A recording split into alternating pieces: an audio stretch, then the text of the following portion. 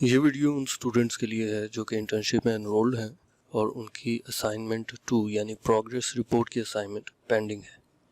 اس video میں آپ کو پروگریس رپورٹ کی اسائنمنٹ کے بارے میں ڈیٹیل میں سمجھاؤں گا کہ اس پروگریس رپورٹ کو کس طرح سے بنایا جاتا ہے اور کس پوزیشن پر انٹرنشپ کے ٹینیور کے یا کتنے عرصے کے بعد اس کو تیار کیا جاتا ہے۔ پروگریس رپورٹ آپ کے مڈ ٹرم ایگزام سے پہلے آپ کی انٹرنشپ کی کرنٹ سچویشن اسیس کرنے کے لیے منگوائی جاتی ہے۔ جس طرح سے ہر کورس کا ایک مڈ ٹرم ایگزام ہوتا ہے، اسی طرح انٹرنشپ کا مڈ ٹرم ایگزام اسیس کرنے کے لیے، وہاں تک اسٹوڈنٹ کی پروگریس کو اسیس کرنے کے لیے یہ پروگریس رپورٹ تیار کی جاتی ہے۔ اس کے کچھ 3-4 ریکوائرمنٹس ہیں جس کو کہ آپ نے فلفل کرنا ہوتا ہے اور اس کو ڈیولپ کر کے اپنے سپروائزر کو بھیجنا ہوتا ہے۔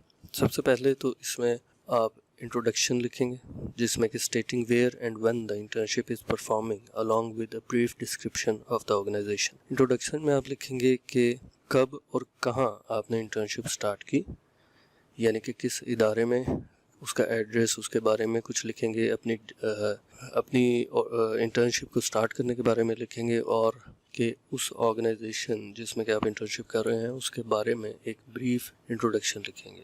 بریف سے مراد یہ ہے کہ فائنل رپورٹ میں اس آرگنائزیشن کا انٹروڈکشن کا جو سیکشن ہے وہ تھوڑا بڑا ہوتا ہے، اور پروگریس رپورٹ میں اس کو تھوڑا سا کنسائز کر کے آپ نے لکھنا ہوتا ہے۔ تقریباً اگر آپ 1 سے 2 پیراگراف بھی لکھ دیں تو میرا خیال انف ہے۔ اس کے بعد دوسرے سیکشن میں رپورٹنگ پیریڈ آپ نے مینشن کرنا ہوتا ہے کہ کتنے ہفتے آپ انٹرنشپ کر چکے ہیں اس پروگریس رپورٹ کو بناتے وقت، یعنی آپ کو کتنے ہفتے گزر چکے ہیں انٹرنشپ کرتے ہوئے۔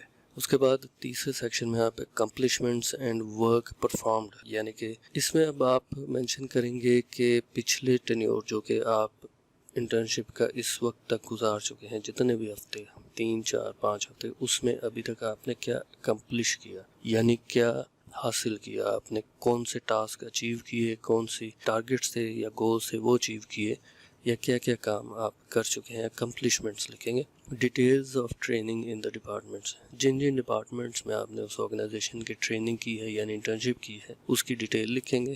اپنی ٹریننگ کی ڈیٹیل لکھیں گے، ڈپارٹمنٹس کی نہیں لکھیں گے یہاں پر، اپنی جو ٹریننگ کی اس کو ڈیٹیل میں لکھیں گے۔ Task assigned and performed in departments, یعنی ان ڈپارٹمنٹس میں آپ کو کیا کیا ٹاسک ملے اور کیا کیا چیزیں آپ نے پرفارم کی، یہ ڈیٹیل آپ لکھیں گے۔ یعنی تھرڈ سیکشن یہ جو اکمپلشمنٹ کا ہے، اس میں آپ ایک تو یہ لکھیں گے کہ آپ نے کیا اچیو کیا اور آپ کو کیا کیا ٹاسک ملے تھے جو کہ آپ نے پرفارم کیے۔